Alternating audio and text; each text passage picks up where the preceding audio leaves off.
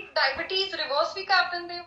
ਹਾਂਜੀ, ਅਸੀਂ type 2 diabetes reversal ਦੇ ਉੱਤੇ ਵਰਕ ਕਰਦੇ ਹਾਂ। ਸਾਡੇ ਕੋਲ ਹੁਣ ਤੱਕ 200 ਤੋਂ ਉੱਪਰ ਪੇਸ਼ੈਂਟਸ ਨੇ ਜੋ ਡਾਇਬੀਟੀਜ਼ ਰੈਮਿਸ਼ਨ ਅਚੀਵ ਕਰ ਚੁੱਕੇ ਨੇ, ਮਤਲਬ ਉਹਨਾਂ ਦੀ ਦਵਾਈਆਂ ਛੁੱਟ ਗਈਆਂ, ਇਨਸੂਲਿਨ ਛੁੱਟ ਗਏ, ਔਰ ਬਿਨਾਂ ਦਵਾਈ ਬਿਨਾਂ ਇਨਸੂਲਿਨ ਤੋਂ ਉਹਨਾਂ ਦੀ HbA1c 6.5% ਤੋਂ ਥੱਲੇ ਆ ਗਈ as per American diabetes association standards. ਤੋਂ ਉਸ ਨੂੰ ਡਾਇਬੀਟੀਜ਼ ਰੈਮਿਸ਼ਨ ਕਿਹਾ ਜਾਂਦਾ ਹੈ। ਸੋ 200 ਤੋਂ ਉੱਪਰ ਪੇਸ਼ੈਂਟ ਸਾਡੇ ਡਾਇਬੀਟੀਜ਼ ਰਿਵਰਸ ਕਰ ਚੁੱਕੇ ਨੇ with a whole food plant based diet. ਤਾਂ ਉਹਦੇ ਵਿੱਚ ਅਸੀਂ ਰੋਟੀ ਸਬਜ਼ੀ ਵੀ ਖਿਲਾਉਂਦੇ ਹਾਂ ਪੇਸ਼ੈਂਟ ਨੂੰ, ਦਾਲ ਚਾਵਲ ਵੀ ਖਿਲਾਉਂਦੇ ਹਾਂ, ਬੇਸਨ ਦਾ ਪੂੜਾ, ਇਡਲੀ, ਢੋਕਲਾ, ਡੋਸਾ, ਚੀਲੇ, ਜੋ ਵੀ ਖਾਣਾ ਚਾਹੁੰਦੇ ਖਾ ਸਕਦੇ ਆ। ਨਾਲ ਫਰੂਟਸ, ਸੇਬ, ਸੰਤਰੇ, ਚੀਕੂ, ਨਾਸ਼ਪਤੀ, ਕੇਲੇ, ਅਮਰੂਦ, ਬਲੂਬੈਰੀ, ਸਟ੍ਰਾਬੇਰੀ, ਖੀਰਾ, ਟਮਾਟਰ, ਸਲਾਦ, ਸਬਜ਼ੀਆਂ, ਬੈਂਗਣ, ਭਿੰਡੀ, ਕਰੇਲੇ, ਮੇਥੀ, ਪਾਲਕ, ਆਲੂ, ਗੋਭੀ, ਜੋ ਖਾਣਾ ਚਾਹੁੰਦੇ ਖਾ ਸਕਦੇ ਆ। ਸਿਰਫ ਕੀ ਨਹੀਂ ਖਾਣਾ ਹੁੰਦਾ, ਜੰਕ ਫੂਡ ਨਹੀਂ ਖਾਣਾ, ਅਲਟਰਾ ਪ੍ਰੋਸੈਸ ਫੂਡ ਔਰ ਐਨੀਮਲ ਫੂਡ ਨਹੀਂ ਖਾਣਾ।